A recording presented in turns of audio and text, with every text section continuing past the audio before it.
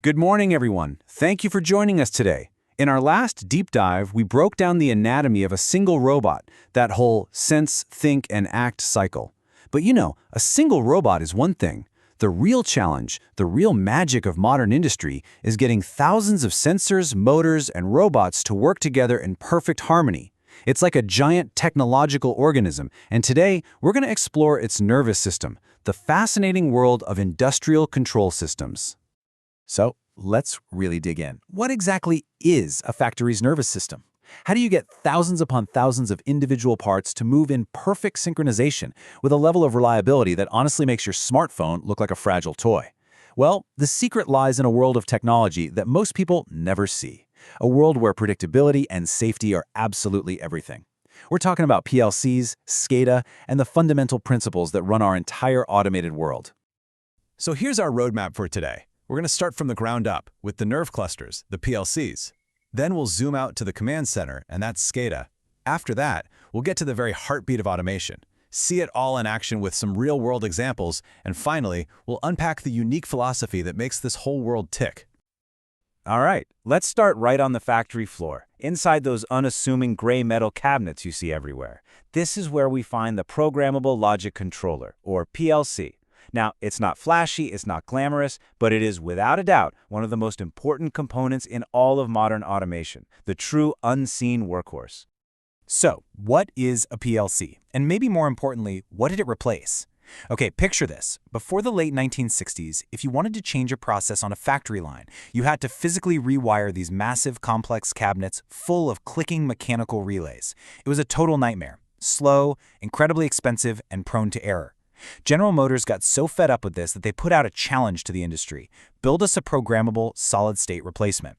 And the result was the PLC, a revolutionary device that turned a massive rewiring job into a simple software update.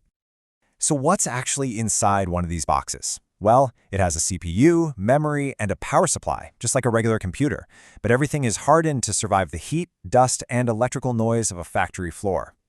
But the real defining feature, the absolute genius of its architecture, is the modular I/O system. You see, the CPU is completely separate from the senses and hands, the input and output modules that interact with the real world. This means you can customize it for any job imaginable. And if a single module fails, you can just pop it out and snap in a new one in seconds, often without even shutting the line down. So how does a PLC achieve that rock-solid reliability it's famous for? It all comes down to something called the scan cycle. While your PC is multitasking, juggling a million different things at once, a PLC is a master of focus. It just does three things over and over hundreds of times a second. 1, it reads the status of all its inputs. 2, it executes its control program. And 3, it updates all its outputs. That's it. This relentless, predictable loop is what makes it deterministic. There are no surprises, which is non-negotiable when a single mistimed action could be catastrophic. And how do you program these things? Well, with this brilliant language called ladder logic. To get factory technicians and electricians on board back in the day, the inventors designed it to look exactly like the electrical relay schematics they were already familiar with. You have power rails on the sides, and you build horizontal rungs of logic. It was intuitive, it was visual, and it was a masterclass in designing technology for the people who would actually use it. It's a huge reason why PLCs were adopted so quickly and are still so common today.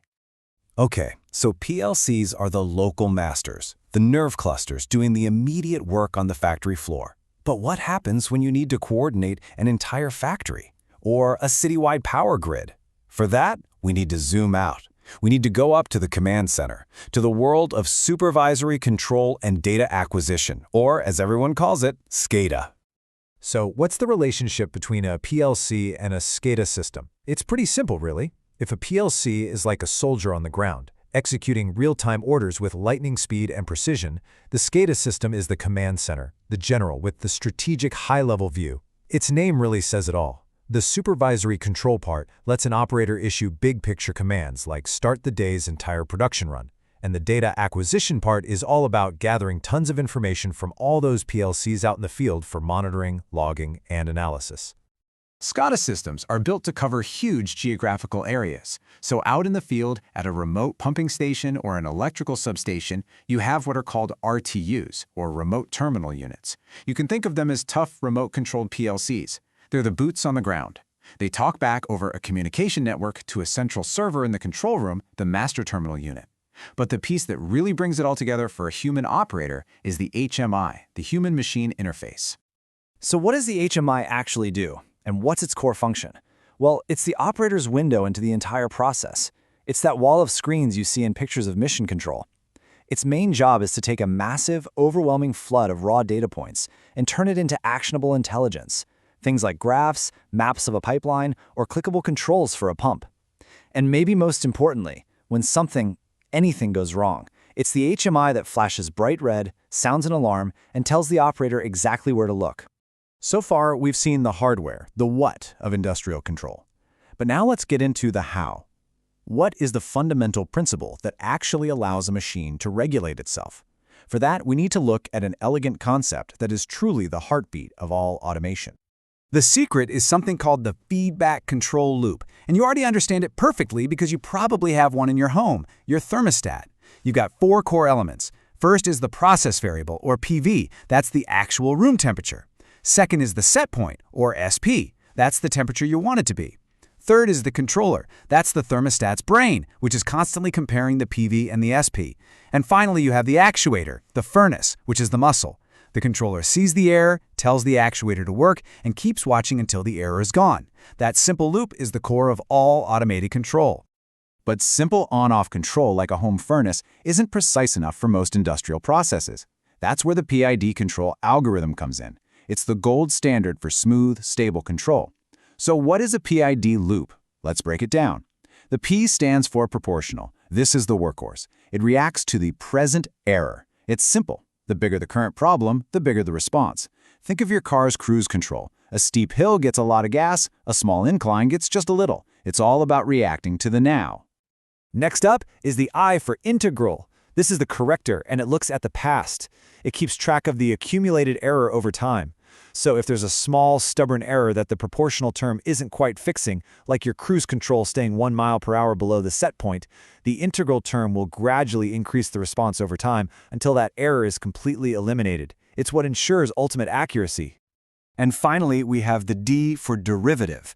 This is the predictor. It looks at the rate of change to anticipate the future. As the system gets closer to the set point, the derivative term sees how fast it's approaching and starts to apply the brakes to prevent overshooting the target. It's the term that provides stability and gives you that smooth, stable landing instead of constantly bouncing around the target.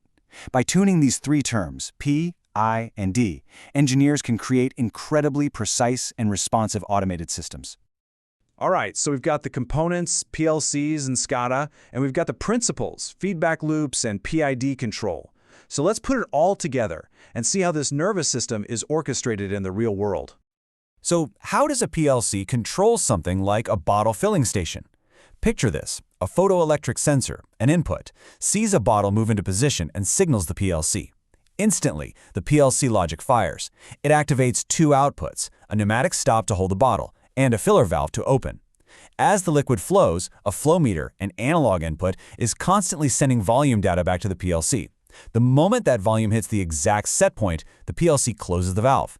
This entire sense, think, act cycle happens in milliseconds, thousands of times an hour, with perfect precision every single time. Okay, now let's scale that up, way up. Let's look at a municipal power grid. Imagine a huge storm is rolling through a city, and bam, a tree falls and causes a major power line fault. So how does a SCADA system help manage a crisis like this? Well, the instant that fault occurs, the local RTU at the substation detects the massive surge of current. And here's the key. It acts on its own. It trips a protective circuit breaker automatically. And it does this in milliseconds, literally faster than the blink of an eye, and way faster than any human could possibly react. That immediate local action is what prevents a cascading failure from taking down a much larger section of the grid.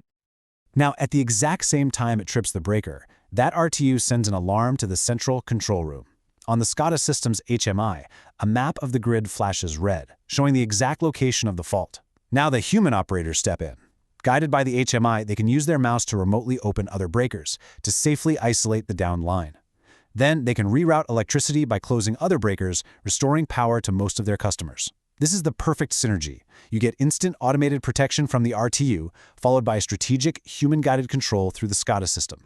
And all of these examples, they really point to a core philosophy, a totally different set of virtues that separates this kind of technology from pretty much everything else in our daily lives. So what are the ultimate virtues of these systems?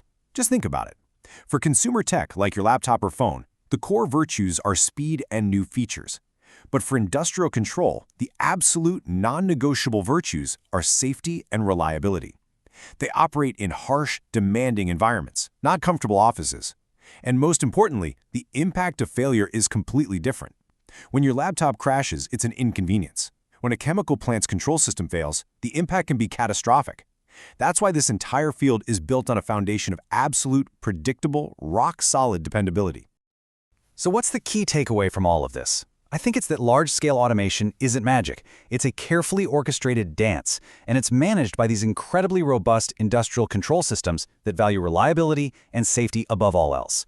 We've seen how PLCs act as the local nerve clusters, how SCADA serves as the central command center, and how feedback loops provide the constant, steady heartbeat of it all. It really is the hidden nervous system of our modern world. In our next deep dive, we'll explore how AI and machine learning are starting to give this nervous system a new, powerful spark of intelligence. Thank you for joining us today, and be sure to subscribe to Tech AI and Beyond.